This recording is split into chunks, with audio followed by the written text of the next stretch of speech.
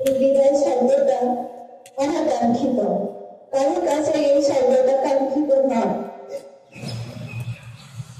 কিন্তু এমন অনাকাঙ্ক্ষিত বিষয়কে আমাদের মেনে নিতে হয়। ঠিক সেরকমই আমাদেরকে বিদায় দিতে হবে।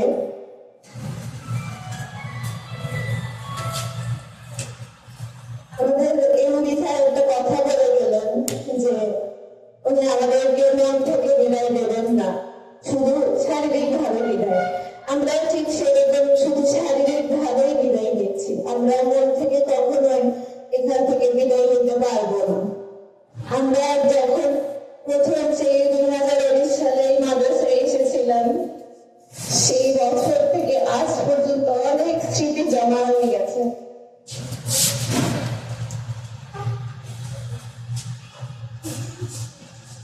আমরা সারা জীবন সেই স্মৃতিগুলো নিয়ে বেঁচে থাকতে হয়তো। এখানে উপস্থিত সবাইকে জানাচ্ছি আমার সালাম। আসসালামু আলাইকুম ওয়া রাহমাতুল্লাহ।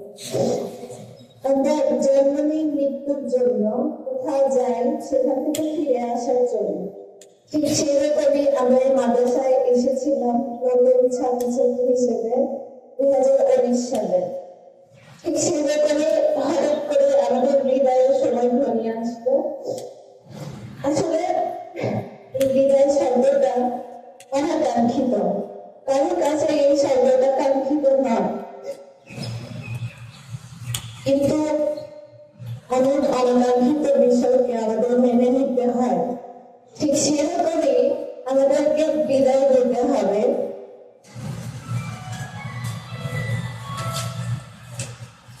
আমাদের এমনি স্যার একটা কথা বলে গেলেন যে উনি আমাদেরকে মন থেকে বিদায় দেবেন না, শুধু শারীরিক ভাবে বিদায়।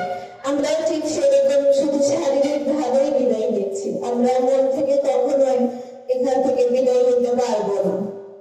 আমরা যখন প্রথম সেই 2019 সালে মাদ্রাসায় এসেছিলাম, সেই বছর থেকে আজ পর্যন্ত অনেক স্মৃতি জমা হয়ে গেছে।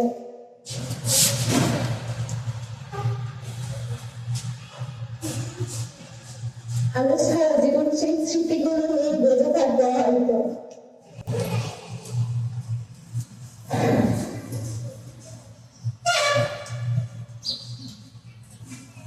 আমার সামনে উপস্থিত আমার ছোট ভাই বোনদেরকে আমি কিছু কথা বলে দিতে চাই যে তোমরা সবসময় একটা কথা মনে রাখবে, তোমার কাজে আল্লাহ সন্তুষ্ট কিনা।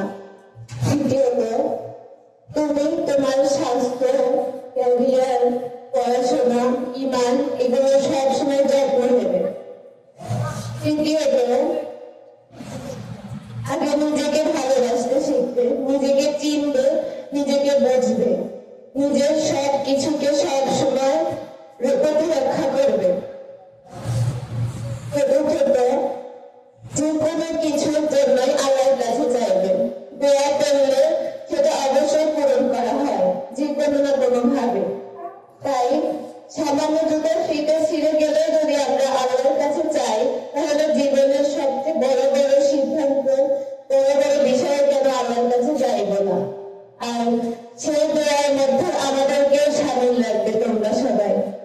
চতুর্থত, আমি আমার শ্রদ্ধেয় শিক্ষক শিক্ষিকাগণের কাছে কিছু কথা বলতে চাই। আমরা এই 6-7 বছরে আপনাদের কাছে ছোট সন্তানের মতো মানুষ হয়েছি।